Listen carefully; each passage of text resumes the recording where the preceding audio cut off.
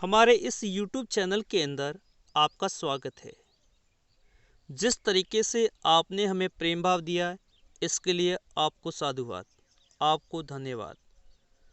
यदि अभी तक आपने हमारे इस YouTube चैनल को सब्सक्राइब नहीं किया है, तो आप सबसे पहले हमारे इस चैनल को सब्सक्राइब ज़रूर करें, ताकि हमारे जो भी वीडियो की नोटिफिकेशन है आपको तुरंत मिल जाए। ठीक है, तो अपन स्टार्ट करते हैं अपने टॉपिक के मुद्दे पर। यदि मैं बात कर रहा हूँ, सीधे मैं अपने टॉपिक के ऊपर ही बात करूँगा। तो कल हमने जो पार्ट 1 डाला था, यदि अभी तक आपने हमारे पार्ट 1 को नहीं देखा है, तो आप सबसे पहले हमारे पार्ट 1 को ज़रूर देख ले। अभी स्टार्ट कर रहे हैं। बहुत जने हमारे जो दोस्त हैं उनको बहुत ज़्यादा समस्या आई होगी। इस समस्या का निस्तारण करने के लिए मैं कल जो पढ़ाया था यहाँ से ही मैं स्टार्ट कर रहा हूँ। जैसे मैं कल इन क्वेश्चंस को मैं करवा के गया था, लेकिन दोबारा मैं इन क्वेश्चंस को ले रहा हूँ ताकि हमारा रूटीन बन जाए। तो हमने इस टाइप के कल भी क्वेश्चंस किए थे, आज दोबारा इन क्वेश्चंस को लेके हुए आगे बढ़ रहा हूँ। मैं संपूर्ण कोर्स करवाऊँगा आपको मेरा जो वीडियो है उसको देखने के बाद आपको कोई भी अदर गाइड खरीदने की आवश्यकता नहीं रहेगी। मुझे इतना विश्वास है, क्योंकि मैं जितनी भी किताब है इन सभी किताबों का कलेक्शन लेके आ रहा हूँ, और आपको ऐसे भी क्वेश्चंस मिलेंगे जो आपकी गाइडों के अंदर नहीं होंगे। पुराना साल के जो पेपर क्वेश्चंस हैं, इनके क्वेश्चंस वो भी मैं आपके लिए लेके आ रहा हूँ। तो आप अपने इस चैनल को सब्सक्राइब जरूर कर ले। तो ठीक है, मैं स्टार्ट कर लेता हूँ टॉपिक को। देखो यहाँ पर ये कह रहा है 5 क्रमागत संख्याओं का औसत 27 है, तो सबसे बड़ी संख्या क्या होगी। देखो क्या कह रहा है, कितनी संख्या हमारे पास 5 है। 1 2 3 4 और ये 5 संख्याओं का एवरेज 27 है। तो मैंने आपको क्या बताया था, जो आपका एवरेज होता है वो सबसे बीच में बैठता है।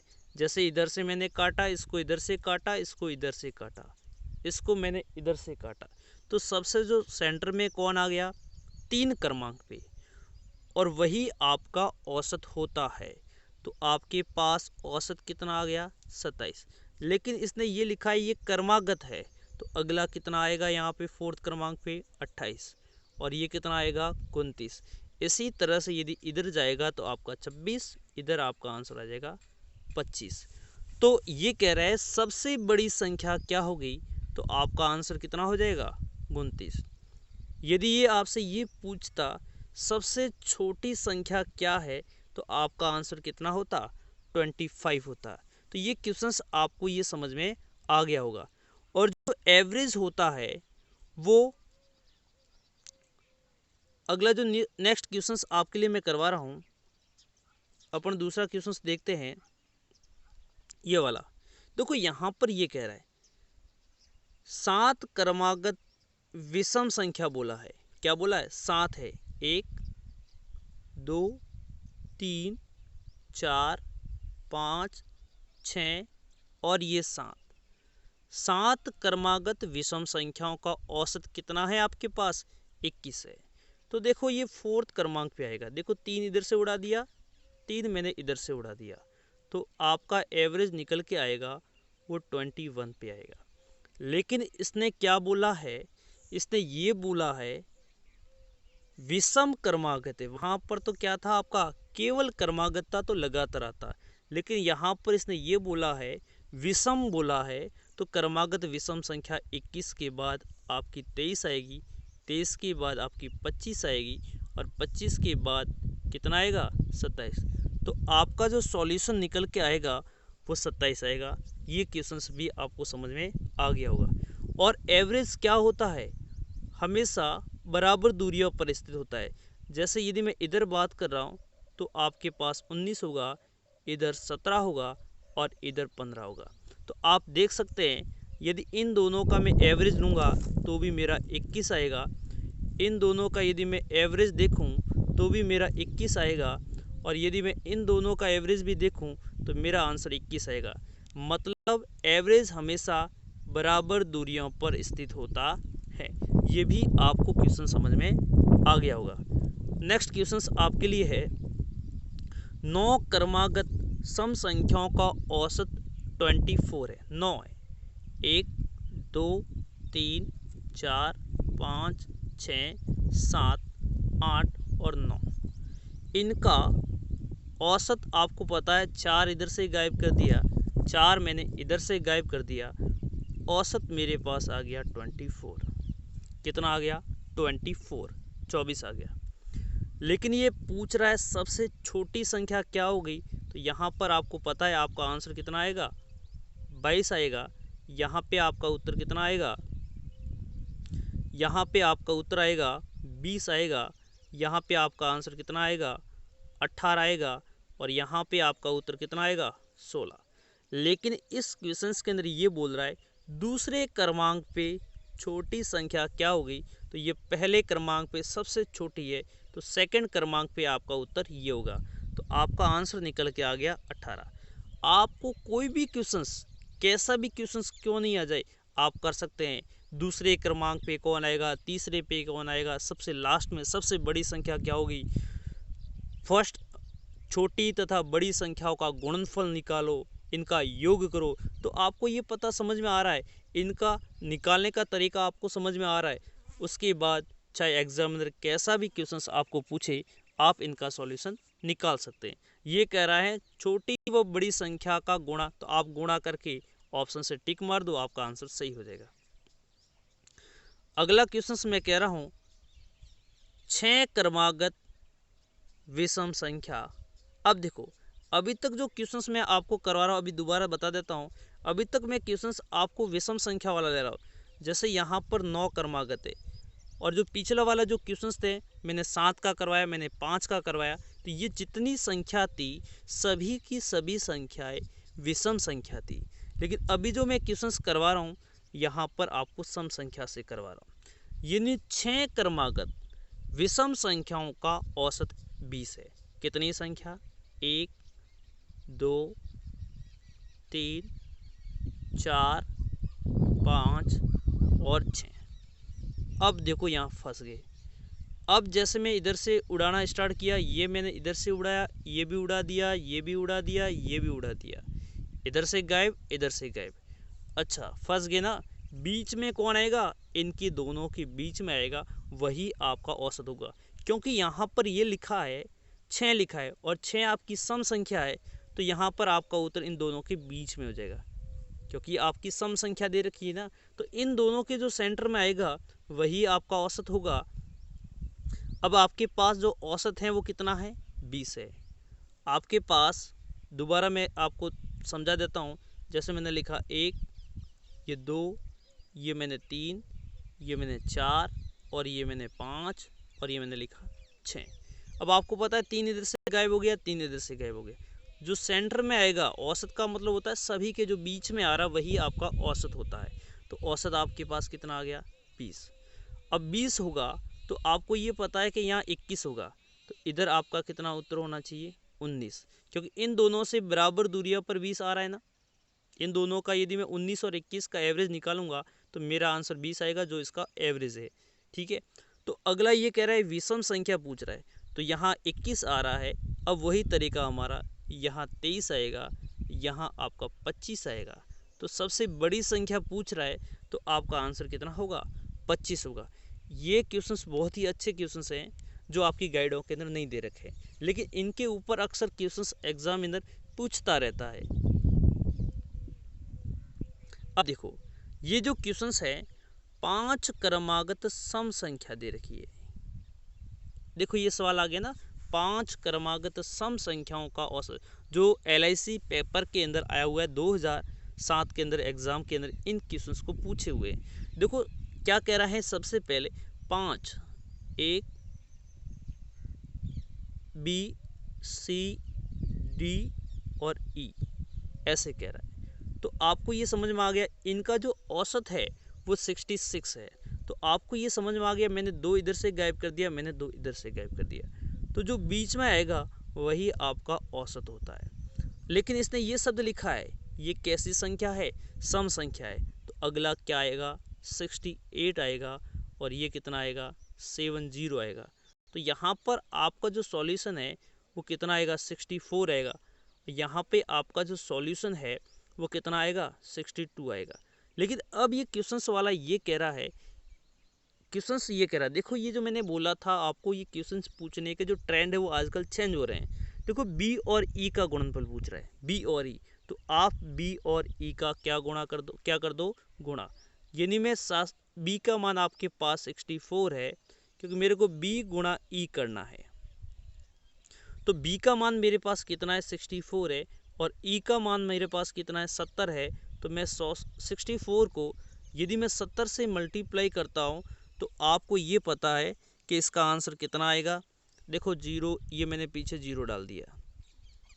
अब साथ ये मेरा 8 बार, और ये मेरा हो जाएगा 44। यदि मेरा आंसर हो जाएगा 4480। जो ऑप्शन के अंदर आप देख लो, एक बार ऑप्शन के अंदर देख लो, जो ऑप्शन के अंदर नहीं है तो आपका उत्तर हो जाएगा नन ऑफ दिस, यानी ऑप्शन के अंदर इसका आंसर नहीं है। अगला नेक्स्ट क्वेश्चन कह रहा हूँ, जो अक्सर बहुत ही बढ़िया ट्रिक है आपके लिए, जो देखते ही आप टिक मारेंगे। देखो क्या कहना चाह रहा है, 15 संख्याओं का औसत 21 है। कितनी संख्याओं का एवरेज है, 15 संख्याओं का कितना एवरेज है, 21 है। यदि प्रत्येक संख्या में आप 3 जोड़ रहे हैं तो नेहा औसत कितना होगा। तो आपको इसमें इतनी भेजामारी करने की आवश्यकता नहीं है। एक तो बंदा क्या करेगा आपको पता है, क्योंकि मैंने आपको ये भी बताया हुआ है, इसका जो बेसिक मैंने आपको सिखाया था, पहले आप इनका गुणा कर लो। क्या करेंगे, 15 गुणा आप 21 करेंगे, ठीक है। जो भी आएगा राशियों का योग हो जाएगा। अब ये करें प्रत्येक संख्या में 3-3 जोड़ रहे हैं, तो 15 संख्याओं में प्रत्येक में 3-3 जोड़ रहे हैं, तो आपकी 15 संख्याओं में 15 गुणा 3 जुड़ेगा, यानी टोटल कितना जुड़ जाएगा, 45 जुड़ जाएगा। फिर आप जो ये आंसर है और इन दोनों को आप जोड़ देंगे, फिर कितनी संख्या है आपके पास, 15, फिर मैं 15 का भाग दे दूंगा, मेरा आंसर आ जाएगा। लेकिन आपको पहले दोबारा मैं समझा रहा हूँ, 15 संख्याओं का औसत 21 है, तो 15 संख्याओं का योग ज्ञात करो इनसे गुणा करके। फिर प्रत्येक में 3-3 जोड़ रहे हैं, तो टोटल 15 संख्याओं में कितना जुड़ गया, 45। इसमें जोड़ दो, फिर जो भी योग आएगा उसके अंदर आप संख्या यानी 15 का भाग दे दो, आपका आंसर आ जाएगा। मैंने ये भी आपको तरीका बता दिया है, लेकिन मैं आपको इसकी ट्रिक बता रहा हूँ, देखते ही आप आंसर लिखें। यदि 15 संख्याओं का औसत 21 है, यदि प्रत्येक संख्या में आप 3 जोड़ रहे हैं, यानी प्रत्येक संख्या के साथ आप क्रिया करवा रहे हैं, तो जो इसका ऑपरेशन होगा, जो संक्रिया होगी, वो उसके अनुसार ही लगेगी। कैसे, जैसे 15 संख्याओं का एवरेज 21 है और आप प्रत्येक संख्या में 3-3 जोड़ रहे हैं, तो आपका नया औसत भी पुराने औसत में उसी अनुसार परिवर्तित हो जाएगा। यदि आप 3 जोड़ रहे हैं तो आपका उत्तर हो जाएगा 21 + 3 24। क्या आंसर हो जाएगा, प्रत्येक संख्या में 3 जोड़ रहे हैं तो आपको कुछ भी नहीं करना है, औसत के अंदर आप 3 जोड़ दो, आपका उत्तर हो जाएगा 24। कितना आपका आंसर हो जाएगा, 24। यदि प्रत्येक संख्या में से, या इससे कोई मतलब नहीं है आप, क्योंकि आप प्रत्येक संख्या के साथ संक्रिया लगा रहे हो, आप ऑपरेशन कर रहे हो, प्रत्येक संख्या में आप 3-3 जोड़ रहे हो, तो आपको कुछ भी नहीं करना है, इनसे कोई मतलब नहीं रहा। अब आप 21 के अंदर यदि आप प्रत्येक संख्या में 3 जोड़ रहे हो तो आपका उत्तर हो जाएगा पुराना औसत। 21 के अंदर सीधा आप 3 जोड़ रहे हो, आपका उत्तर 24। आप प्रत्येक संख्या में से 3 घटा रहे हो तो आपका उत्तर हो जाएगा 3 घटा दो। आप प्रत्येक संख्या को यदि 3 से मल्टीप्लाई करवा रहे तो आप सीधा औसत को 3 से गुणा करवा दो, आपका उत्तर जो भी आएगा 63। आप प्रत्येक संख्या को 3 से डिवाइड करवा रहे हो, आप प्रत्येक संख्या को 3 से डिवाइड करवा रहे हो, तो आप भी औसत को 3 से डिवाइड करवा दो, आपका आंसर हो जाएगा। तो आपको ये तरीका समझ में आ गया होगा।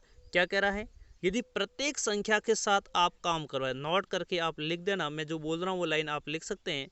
यदि प्रत्येक संख्या में यदि आप कुछ जोड़ रहे हैं, कुछ घटा रहे हैं, कुछ गुणा करवा रहे हैं या किसी से डिवाइड करवा रहे हैं, तो आपका औसत भी उसके अनुसार परिवर्तित हो जाता है।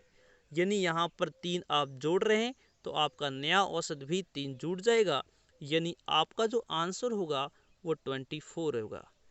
यदि आप 3 घटा रहे हैं तो आप यहाँ 3 माइनस कर दो, और यदि आप गुणा करवा रहे हो 3 से गुणा, और यदि आप भाग करवा रहे हो आप भाग कर दो, आपका आंसर आ जाएगा।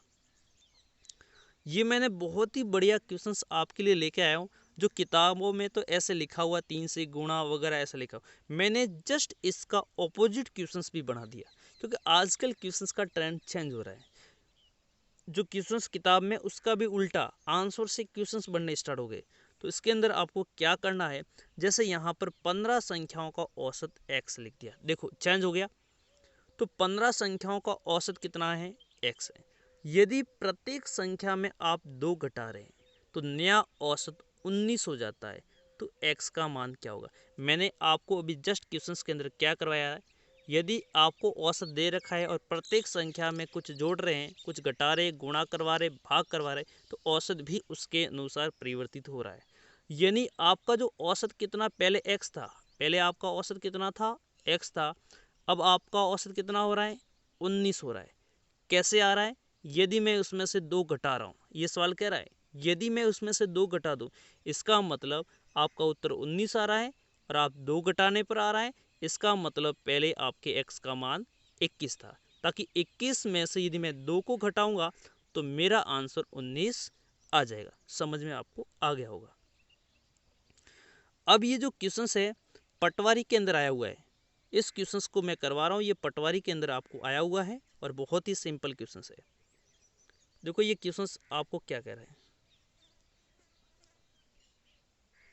ये क्वेश्चन ये पटवारी का क्वेश्चन है। एक मिनट आप, हाँ, ये कह रहा है गत 10 मैच में ए के रनों का औसत 42 है और बी का, देखो ए है, ए कौन है, ए है, ए कौन है, बी है, 2 आदमी है, एक ए है एक बी है। अब ए ने कितने मैच खेले, 10, बी ने कितने मैच खेले, 15, इसका औसत कितना है, 42, इसका औसत कितना है, 57। तो मैंने आपको ये समझाया था यदि इनका योग, तो आपको सबसे पहले औसत क्या होता है, राशियों का योग बटा राशियों की संख्या। तो आपको मैंने ये समझाया था, आपको संख्या को सीधा औसत से गुणा कर दो। यदि 10 मैच के अंदर एवरेज 42 का है, इसका मतलब ये हो गया टोटल उसने कितने रन बनाए, ए ने 420 रन बनाए, और बी ने कितने रन बनाए, यदि मैं इसका मल्टीप्लाई करवाता हूँ तो मेरा आंसर 855 आता है। कितना आंसर आ गया मेरा, 855। इसका मतलब ए और बी ने टोटल जो रन बना दिए, टोटल जो रन बना दिए, दोनों को प्लस कर दूंगा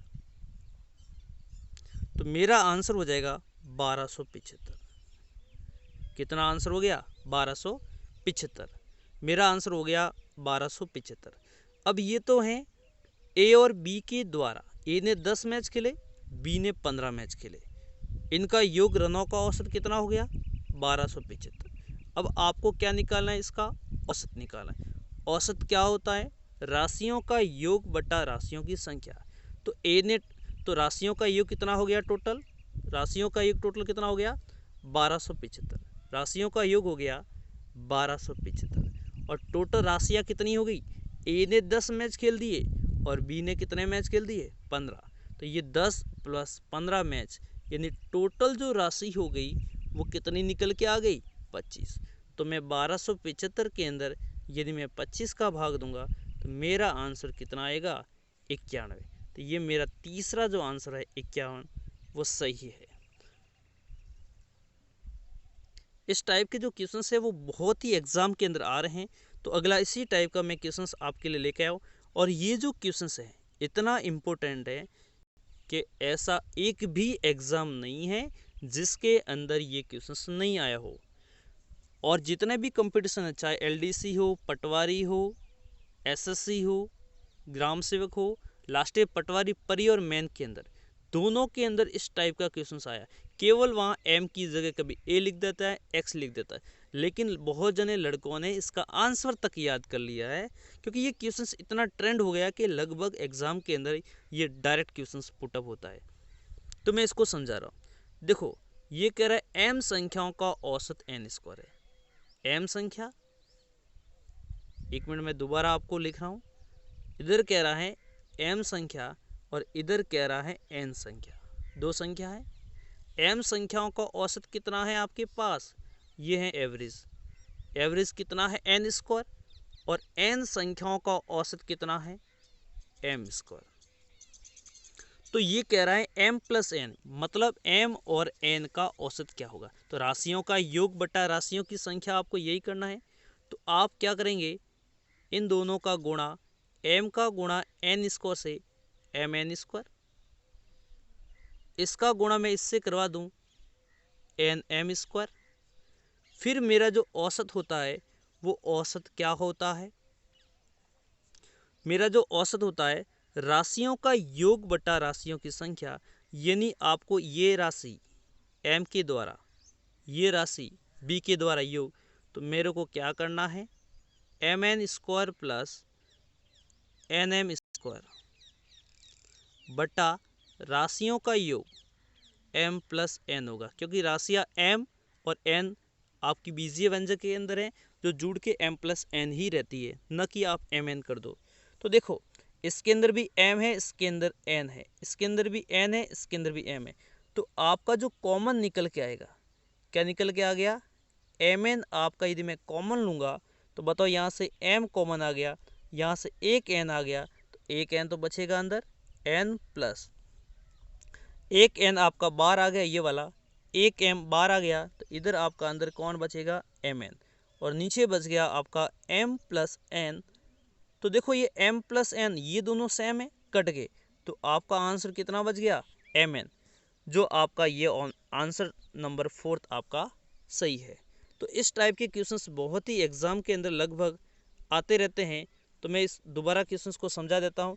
जैसे एग्जाम के अंदर ये क्वेश्चंस आ गया, a संख्या का औसत b स्क्वायर, b का a स्क्वायर, तो आप क्या करेंगे, इन दोनों का मल्टीप्लाई ab स्क्वायर, इन दोनों का मल्टीप्लाई ba स्क्वायर, फिर क्या करना है, इन दोनों का प्लस करना है, टोटल संख्या आपके पास क्या है, a प्लस बी हो जाएगा, क्योंकि राशियां हैं आपके पास a और इधर b है। ऊपर वाले में कॉमन आपका ab आ रहा है, इसके अंदर a आ रहा है, ab, इसमें भी ab, तो यहाँ पर क्या बच गया आपके पास b, और यहाँ से आपके पास a, और नीचे आपका आ रहा है a प्लस बी, ये रहा a प्लस बी से आपका a प्लस बी लिखो या b प्लस a लिखो, एक ही बात है। तो आपका आंसर कितना हो गया, ab। तो जब भी इस टाइप के क्वेश्चंस आ रहे हैं आप कर सकते हैं। एग्ज़ाम के अंदर बहुत बार क्वेश्चंस आ रहे हैं इस टाइप के क्वेश्चंस, x का y स्क्वायर, y का x स्क्वायर, तो आपका सीधा आंसर आप याद कर सकते हैं, इसका आंसर होगा सीधा xy स्क्वायर, आपका सॉल्यूशन होगा, जो बार बार एग्ज़ाम के अंदर ये क्वेश्चंस पुटअप हो रहे हैं। तो मुझे पूरा विश्वास है कि ये जो क्वेश्चंस हैं आपको समझ में आ रहे होंगे।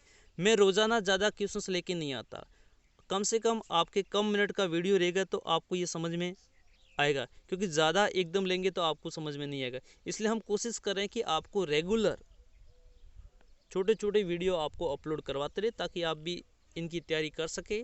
और यदि आपको ये टॉपिक समझ में नहीं आ रहा, आप कमेंट बॉक्स में लिखें, हम आपके क्वेश्चंस का जवाब ज़रूर देंगे।